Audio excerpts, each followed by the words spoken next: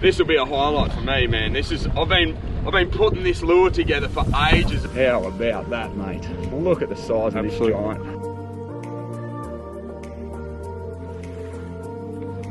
Oh my God, I think I just got a glimpse of her. And when that tail came up, it extends bigger than my hand. It's what's so hard to get in, mate. Beautiful big presentation, like a big garfish or a mullet. And that's what's on these flats at this time of tide. Right on 85. Mate, that is just the kind of thing that I've designed this lure for. And so what I'm hoping is that, you know, someone like yourself, mate. Oh, got it! You little beauty cod!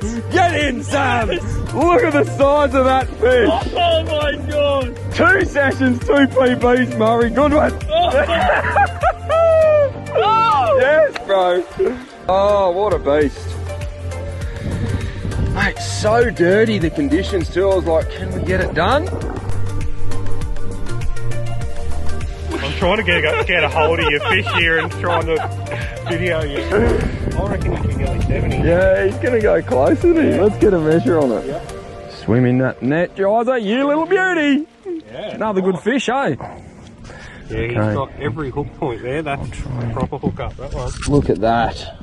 How good. All right, off you go, big hill. Welcome back to this very special My Lure Box video. I'm so stoked to be bringing this to you. Very, very excited. It's been years in the making. I've been reviewing hundreds of lures over the last decade, and I've been crafting and designing lures for over 20 years. So to be able to bring the Soft Glide to you as my very first lure that you can get your hands on, I'm just so excited about this. Now, in this video, I'm going to take you through absolutely everything I can. I'm going to look at the design features in detail with you, talk to you about how they work in the water, and I'm going to go through the environmental conditions and the indicators that you want to be looking for on the water, where to fish, how to fish this, how to cast it, all of the things that are going to help you find more success on the water. Now, this is a much bigger lure than I'm guessing you're used to throwing at flathead, so things are a little bit different, but your results will be a little bit different too. You're now in the game for really, really big flathead, and if you were like me as a kid, I could only ever convert those 40 to 50 centimetre models. This is the game changer for you, and I'm going to show you how very simply, straight out of the packet, you can tie this thing on and be in with a shot at catching your giant flathead in the shallows. So let's get into it. Firstly, I want to thank you as well for your interest in my video and the products, guys.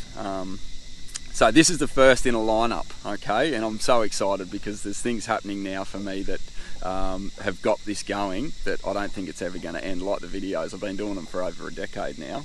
But let's have a look at the Soft Glide. So there it is. And if you've got it in your hand, then you'll be able to have a look at one for yourself. But I'll take you through to the design features. This is not like any other lure, like I said, and it's true tail design. If you have a look at that, it's not a paddling tail, but it does give it a very realistic action in the water. And with that true tail design, that profile in the water, and then the key as well, laid in with a level fall at rest, you'll see this when you start fishing it, is it falls level like that. And with that true tail design, the profile and that fall, that is unlike any other lure that you're going to fish straight out of the packet. That's how it comes. I wanted it to be easy. That's the concept behind all the lures that I'm going to release, is that straight out of the packet you can fish it, and it's going to be dialed right in for you with the weighting just perfect. That level fall is a big trigger for the big fish, and I'm talking barramundi, mangrove jack, Murray, cod, giant flathead in the shallows. There's things that the bigger wary fish are dialed into, and that level fall has always been one that I've talked about, but it's even more tell on these shallows. And the slow fall, the realistic speed of the drop with this lure is key. Okay, so that's all been designed into it.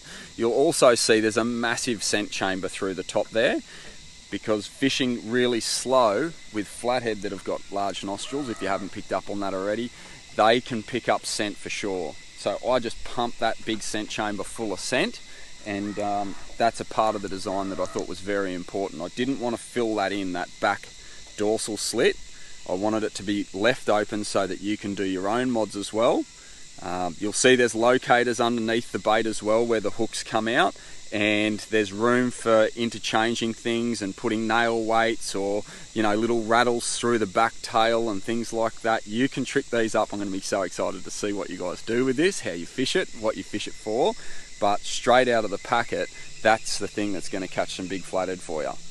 Before we talk about techniques specifically, I want to get drilled into the environments that you want to be fishing and what to look for when you're chasing these giant flathead. Because these things are fantastic on the flats, like anything from 10 centimeters to about 5 feet, and you can get them in the deeper stuff and change the weightings and things like that. I've run 1.5 ounce jig heads on the front of this and burnt them at speed and trolled them offshore even. But what you're wanting to do is be able to fish where these big flathead are. Okay, and know some of the triggers that pull big flathead in. So if you're fishing areas that are sort of, there's high bait traffic areas, you know, like big drop-offs or big flats that are close to deeper water, areas that have got good amounts, you know, good numbers of bait like whiting, garfish, pike, brim, luriteric, and you're seeing other flathead, like lots of other flathead, the lies and things like that, especially if you can get out and look for those really big lies. They're key tells for where you want to be fishing, obviously.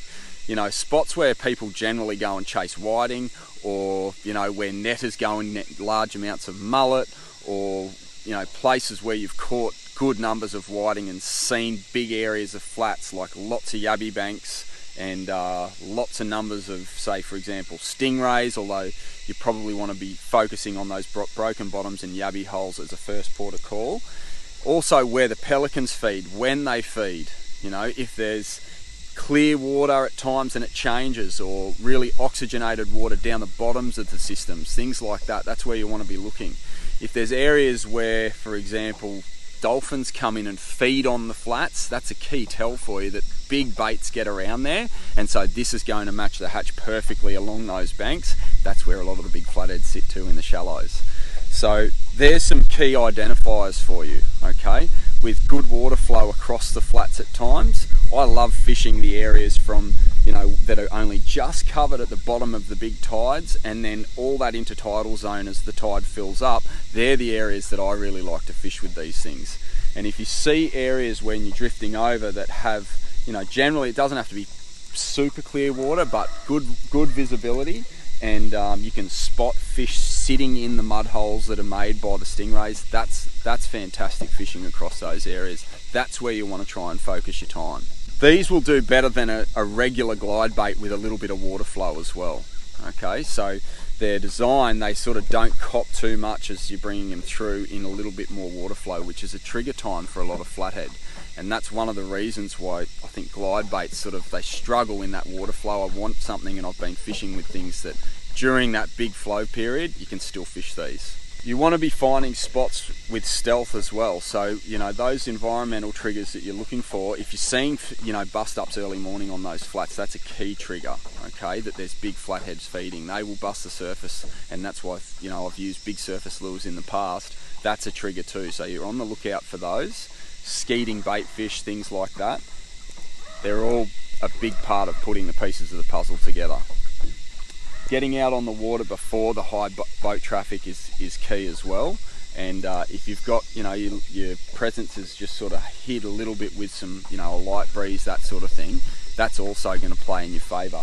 I run my Minn Kota at like usually anything under 3, but if I can sit in the tide and cruise along at half speed or 1.5, that makes a big difference. The flathead are super wary, okay, and they're spotting you before you've seen them. I've spent enough time, you know, droning flats, cruising flats, watching high pole, watching with a GoPro before my presence is felt, all that sort of stuff. The flathead are really, really wary, and they're moving off. So that tells you something about your casting distance as well. You want to be able to cast longer distances to get these big flathead. So the very best thing that you can do is throw these lures where you know big flathead live and where they get about. And if you can do it with, you can do it with entry-level gear, and I did all of my testing with these lures early on with a 3 to 5 kilo 2500 Sienna combo. And I did that because I wanted people, the everyday fishermen, to be able to throw this and understand how to throw it. Now, if you're going to do it with entry-level gear, which you can get those combos at times for like $90, under 100, so if you want to be throwing it with that gear, you're going to be lobbing your cast like a much more soft lob. You're not going to be firing it out, so your cast is going to be really lobby, and the distance you can get with that is you can still get 50 up to 60 meters with that, you know, entry level setup, but if you've got better gear, it's just going to serve you better. So I'm running now, this is over 7 foot long, this rod. I'm running I usually run like 2 to 3,000 size reels, okay, and I load it with 10-pound braid is my preference. 10 pounds still gives me the casting distance, like a loader cast I can get 60 meters no worries, and then I run 20-pound leader, and generally it's a fluorocarbon leader.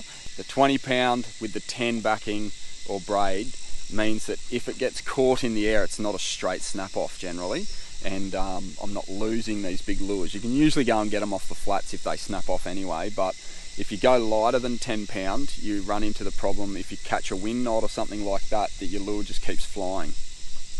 The 20-pound leader is because, and if you've seen Monster Giant Flathead in the Shallows, okay, my first big flathead DVD, you'll know that 20-pound fluorocarbon just gives you that insurance against the really big fish. They're so clumsy with the way they take baits a lot of the time, these flathead. They get it all over the outside of their face. Sometimes it's fully perfectly, you know, taken down, but often it's caught around the outside of their face as they struggle because of their sight. They struggle to see bait sometimes, okay? So you're going to have teeth and raspy stuff rubbing all over that leader. You don't want to lose your PB, you know, your dream size dusky because you ran with like 6 pound or whatever. All right, and I've caught plenty of giant flathead running that heavier leader. Right, so we need to talk about casting. Obviously, the big part of this is in the retrieve, all right, how you bring this lure back, but being able to get your casting right, depending on what gear you're using, is also a big factor. You want to be able to get the best distance, the longest casts you can, and you want to be firing them into spots that are typical big flathead positions, so squeeze points where there's funnels pulling in off the flats, or a area where bait gets jammed in with a running tide, things like that. Pressure points where the bait's got to get around an edge, things like that. You want to be able to fire your lure in at those from distance so that you're not spooking them with your boat noise and your motor stuff. So, you know, quiet Minn Kota, not slamming hatches, not running your outboard right into the banks where you're fishing. I pull up 200-300 meters away generally, and then full stealth it all the way in there, and then stay back and fan casts right into the best positions this lure from distance, okay, for the ultimate stealth. Now, when this lure lands, that's also a trigger for big flathead, especially on the flats, and sometimes you're going to throw this, not even get working it, and the flathead come in, they commit, and you're on already. So you've got to be mindful of that. If you tighten up from that very first land, it can be a big flatty on the end of it. They come in because it's very akin to a big mullet moving on the flats, hopping around on the flats, if you've seen that. And then the way that it falls after it lands, especially if you do some of the things I'm going to talk about, then you're right in the game from the very first moment. All right. So, like I said, if you're running really light gear, then you're going to be, you know, careful with your lobbing of this cast with this lure. It's nearly 2 ounces heavy. Okay, so you want to be mindful of what your rod can do and just gently get your way into it. I'm pretty good with it now with a 3 to 5 kilo.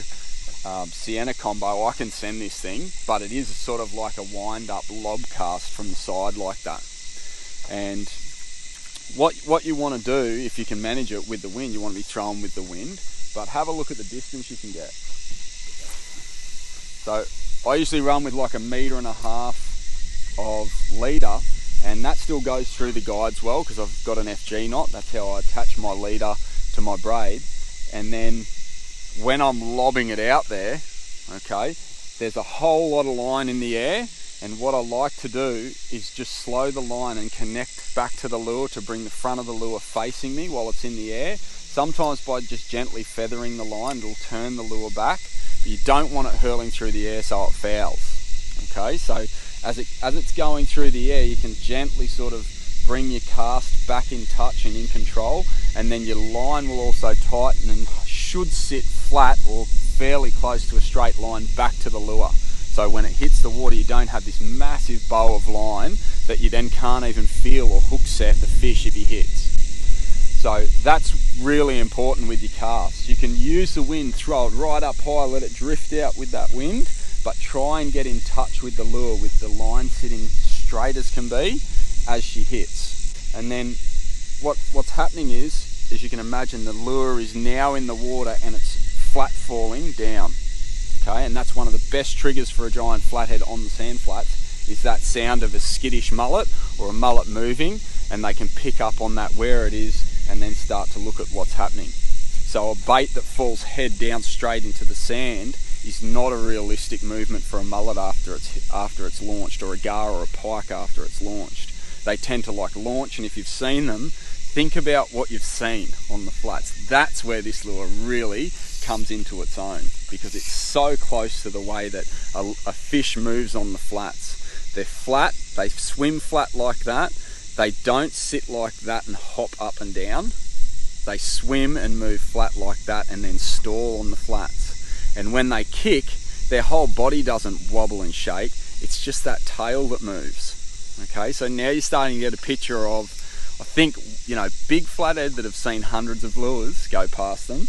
Now you're starting to understand how this thing can come into its own. So that's what you're looking for. And like I said, if you've got a longer rod, then you can really wind up and start to send this thing way out onto the flats, onto those pressure points. And then I quickly wind my line in.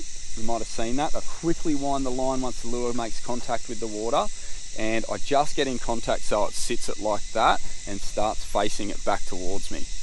Okay, and from then, all I'm doing is I'm pointing my rod tip at the line. Okay, and you can do a couple of things that are going to help you catch the fish, and you can vary it up, but generally all you're doing is keeping in contact with that lure. Okay, and little flicks of the rod tip, like tiny little flicks, you can do anything. The true tail on this, any little interaction with your rod tip or with the reel pulling the line, gets the tail just moving very naturally in the water. I like to sort of give it a couple of, not really hops, but just taps, okay? And that gives it a kick, almost like a bait fish that's trying to move on, and then the fade. And the fade is the most important part for your giant flathead.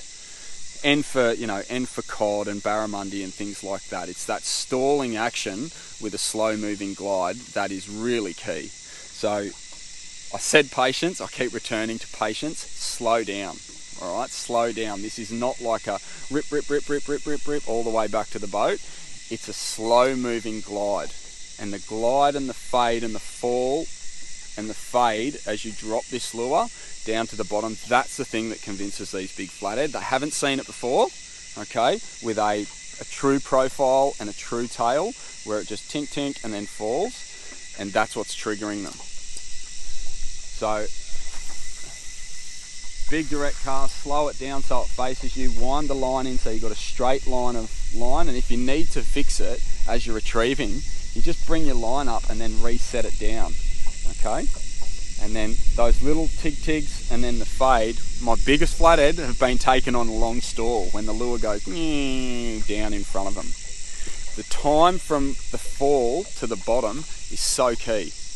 All of that time is good fishing time, really, okay? Where the fish thinks, I've got this, I can line it up. And big flatheads sometimes are slower than the little ones. That's why so many fishermen only ever catch those smaller fish. Because that time where the flathead's making its decision and getting triggered, the little flathead are first to jump on it. Okay, so this lure will set itself apart without getting those numbers of smaller fish, and the big amount of time that the big flathead need. That's why often they're taken with live baits, generally people fishing for dewies and things, because they need more time to decide. And that's what this lure does, okay? So that's how I'm fishing it.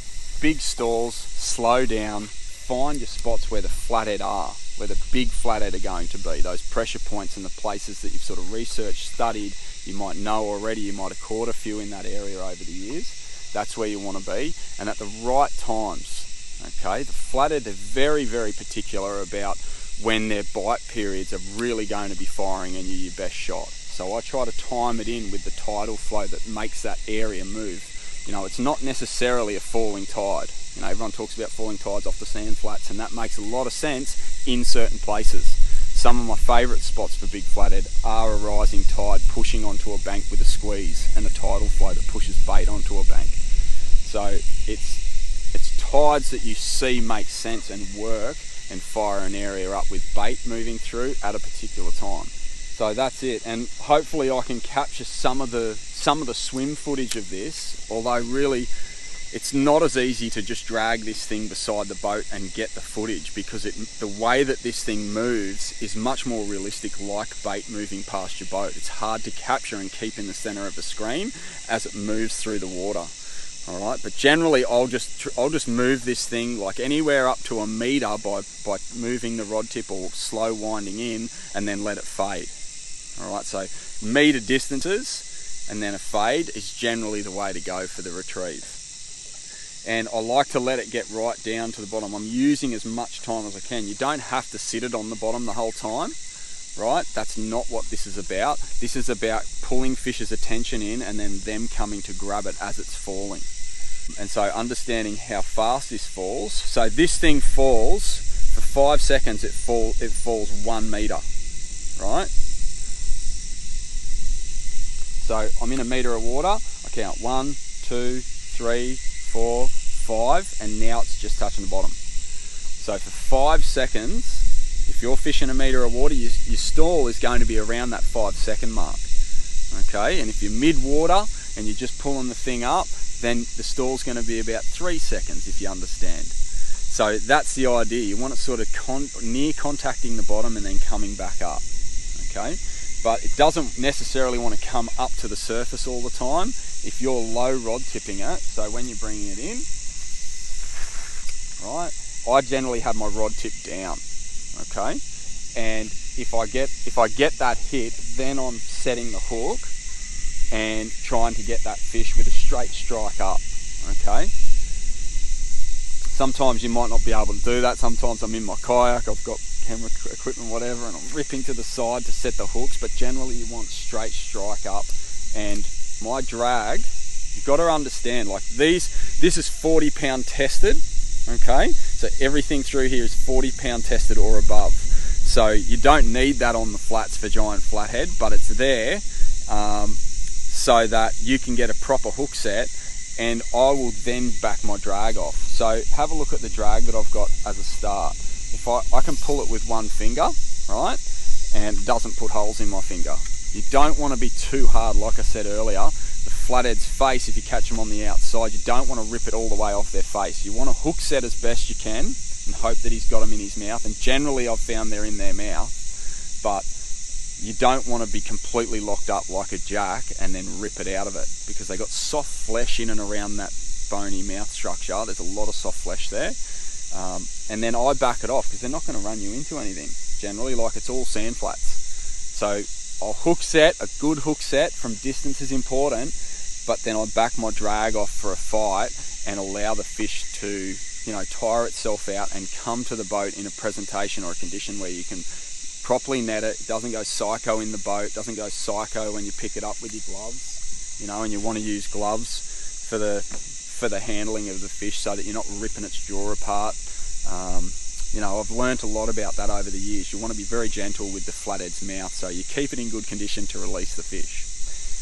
And if it's tired when it gets to the boat, then, you know, in a net it's not going to do a lot of damage to itself and that sort of thing. So hopefully that sort of covered a lot of the questions that you might have and given you some insight into the way that I like to fish it. You can throw this thing way up onto the bank and bring it down off the bank. That's no dramas at all, okay? And you can pop it through the tops of weed and things like that, or change the hook settings. You just want to be careful if you go doing that, because the balance of this is so dialed in. I can't tell you how many, I probably went through 40 different styles of trebles, hundreds of dollars of trebles to get the weighting of this right. Okay, so it has a level fall when it's rigged like that, and you just want to make sure that you're not ruining that. Okay, so it is set up with heavy trebles, okay, and you can replace these, but I've used like a jewelry scale to be able to get this right, and it comes down to like 0.2 of a gram with some of the componentry where it sits. Okay, so you can understand the weighting is so important. The rigging is important, how you sit it. They come in the packet just proud like that. That's important. You don't want to hide the hook necessarily. You want to have that hook exposure there, okay? And you want the bait to be sitting with the twist lock through the front there, so it sits realistically flat. Right, with the little beads, I've put it all in there so that you can fish it just like that straight out of the packet.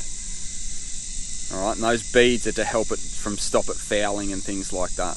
Okay, well hopefully that's given you some things to think about and put you in the position to understand this lure, what it's about, how to fish it, the type of gear to use, what to look for on the flats that can be real triggers. Obviously it's time on the water and that patience, that open mindset to just keep persisting, looking for those indicators on the water that are going to turn the fish on and the timing that's going to work wherever you're fishing. We might wrap this up. There's a couple of things that I can point you in the right direction for. If you haven't seen my Giant Flathead in the Shallows DVD, it's also available as a digital download. If you watch that, that's got a lot of details in it as well on different techniques, but it'll help you understand Giant Flathead even more.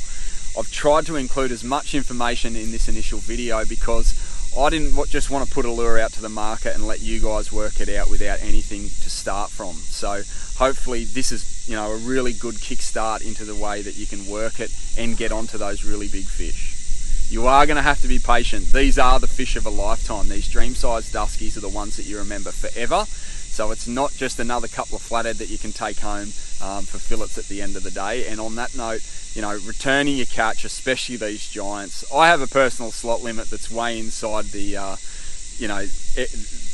guidelines or the restrictions that you've got in your states. I love a flathead that's around 50 centimeters, 40 to 50 centimeters is where they sit generally for me.